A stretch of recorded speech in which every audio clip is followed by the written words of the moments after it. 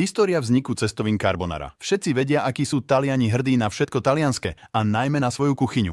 Taliansko dalo svetu pizzu, calzone a samozrejme cestoviny. Dnes vám odhalíme tajomstvo vzniku receptu najtalianskejších a najviac rímskych cestovín. Cestovín carbonara.